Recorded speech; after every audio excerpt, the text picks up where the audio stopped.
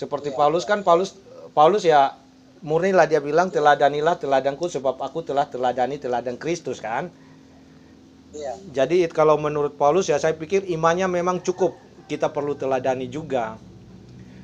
Iya. Jadi yang di sini dibilang bahwa Injil ini betul-betul, kebenaran ini harus betul-betul disampaikan sampai ke seluruh bumi. Semua manusia ini mendengarkan kebenaran firman Tuhan ini. Nah, jadi waktunya tiba, dia datang. Orang-orang yang sudah mendengar ini sudah siap. Dan kerajaan yang sekarang kan kayak dibilang itu Bukit Sion, atau kayak sekarang nama Sinjonja. Nah, nama Sinjonji itu kan berbicara itu artinya langit baru, bumi baru. Tapi kalau langit baru, bumi baru itu bukan berarti itu sudah surga, tidak. Itu kan simbol. Iya. Nah, jadi itu mempersiapkan diri untuk menyongsong kedatangan Tuhan yang kedua kalinya. Sama juga kayak kita sekarang di gereja yang lain. Kan saya bandingkan perbedaan persamaannya sih. Sama juga di gereja kok kan mempersiapkan orang untuk menyongsong kedatangan Yesus yang kedua kalinya. Kan begitu ya Kak ya? Iya. Nah, lanjut Kak, tanggapi dulu.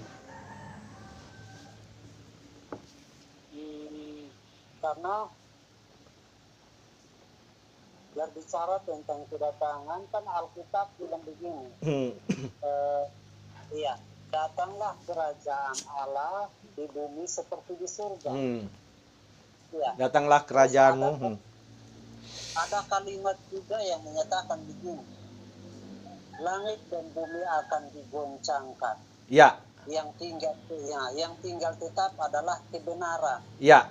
Nah, saya hanya berpegang ke begini, yang tinggal tetap adalah kebenaran. Berarti orang yang tinggal di dalam kebenaran Allah itu yang akan mendapatkan pengakuan bahwa inilah anakku yang kukasihi, kepadanya lah aku berkenan. Masuk, memang seperti itu, amin. Jadi yang finishnya memang seperti itu. Nah, langit, nah di sini kan karena kakak bicara tentang langit dan bumi.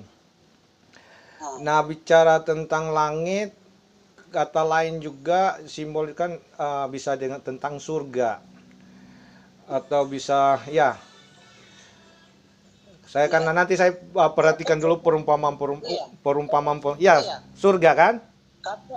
Karena di saat langit dan bumi itu digoncangkan, berarti ditunggang balikan segala sesuatu. Jadi yang tinggal tetap adalah kebenaran. Ya, nah, kebenaran yang tinggal tetap adalah kebenaran. Kebenaran kita tidak bilang siapa yang benar. Kebenaran itu adalah anak Allah sendiri yang benar. Iya, memang dia adalah kebenaran itu. Yesus adalah kebenaran sendiri. Nah, ketika Yesus adalah kebenaran sendiri, siapa yang ada di dalam Yesus? Nah, kebenaran yang sesuai dengan yang Yesus memberikan teladan itu, berarti dia akan diakui bahwa inilah anak Allah yang kukasihi. Nah, itu yang maunya begitu. Ya memang itu kehendak Allah, tinggal di dalam dia. Iya, kan tinggal di dalamnya. Kan Yohanes 15 bilang begini, kan dia kan pokok anggur yang benar. Ya kan? Betul. Nah, siapa yang tinggal di pokok ini, di pokok yang melekat kepada pokok ini, dia adalah ranting yang benar yang akan menghasilkan buah dari pokoknya juga. Iya. Masuk. Nah, karena setiap pengajaran itu tentu itu baik, tapi mungkin kita bukan berarti saya bilang ini penyesat atau kayak ini salah melangkah, tidak. Tapi semuanya kan kita harus akan lihat sampai ke finish ya. Endingnya seperti apa? Ya, endingnya yang perlu kita lihat, betul. Karena setiap hidup manusia ini ada punya endingnya. Benar. Akhir dari semuanya itu yang harus dilihat. Betul. Pengajaran pun akan ada endingnya seperti apa. Buahnya benar seperti buah yang ada di dalam kebenaran atau Melenceng. lain lagi buatnya. Betul. Karena itu kan cuma dilihat di sini, dilihatnya itu cuma dari dua jenis buah, yaitu Iya. buah yang benar, buah yang ya dua pohon itu, yaitu pohon al-hayat, buah kehidupan itu, dan buah pohon pengetahuan baik dan jahat. Nah itu. Nah, jadi tinggal dia pilih saja, cuma sebatas mengetahui ini baik, ini jahat, tanpa punya tindakan, tetap salah. Jadi kalau harus punya pilihan, kalau untuk pilih yang mana. Jadi dua pilihan saja. Nah, tinggal juga dari benih. Dan dari Iya. benih, dia mau jadi seperti padi kah, mau jadi seperti rumput, itu pilihan. Karena begini kawan, saat itu sudah tiba, ketika saat itu sudah tiba kedatangan Yesus, iya. Walaupun suami istri yang hari-hari mungkin siang malam kita sama-sama satu rumah, tapi di saat peningkatan itu urusan siapa yang benar itu adalah Tuhan. Tuhan, betul. Ya. Entah itu suami yang benar atau istri yang benar itu urusan Tuhan. Ya. Anak-anak pun demikian. Ya. Kan kita cuma menjalani sikap manusia di bumi.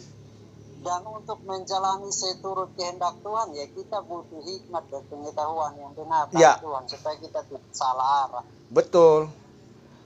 Nah, itu harus begitu, karena kebanyakan yang saya lihat dari sini juga, kebenaran-kebenaran yang Allah, kebanyakan itu kita mengesampingkan kebenaran Allah dan kita mengutamakan kebenaran kita sendiri juga. Nah, itu lagi. Ya, kan? Kita membenarkan diri harus mengacu kepada firman, bukan mengacu kepada hal-hal yang manusiawi, yang firman. Nah, yang kadang yang saya lihat kalau tentang yang kayak nubuatan-nubuatan dari Hosea ke Yeremia ke Yesaya sampai ke Wahyu, kan kebanyakan itu kan beberapa dasar yang ditekan di sana kan kita, dan apalagi yang Yohanes 7 ayat 21 itu kan kita cuma berseru, Tuhan tolong, Tuhan ini, Tuhan itu, semua Tuhan habis, tapi dasar yang untuk kita ambil keputusan untuk murni betul-betul ikut kehendaknya itu nanti dulu begitu.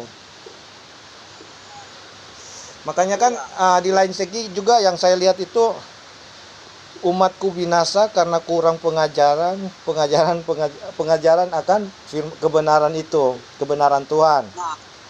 Nah itu lagi. Nah, ini pun masuk di sana. Terus di lain yang saya sama Kak Kris dulu, yang Kak Kris kan sering berbicara tentang kita membangun kerajaan sendiri. Membangun kerajaan sendiri untuk memegahkan diri sendiri, untuk untuk kepentingan kita sendiri. Sementara firman Tuhan bilang pemimpin-pemimpinnya memimpin perut mereka sendiri, kan begitu. Ya ada seperti itu juga. Dan kita bilang hikmat manusia terbatas. Betul. Nah, hikmat manusia ini terbatas. Sehebat-hebatnya siapapun yang mengajarkan tentang kebenaran Allah, tapi kalau itu akan terbatas dengan kemampuan Tuhan, dia tidak bisa bikin apa-apa. Betul.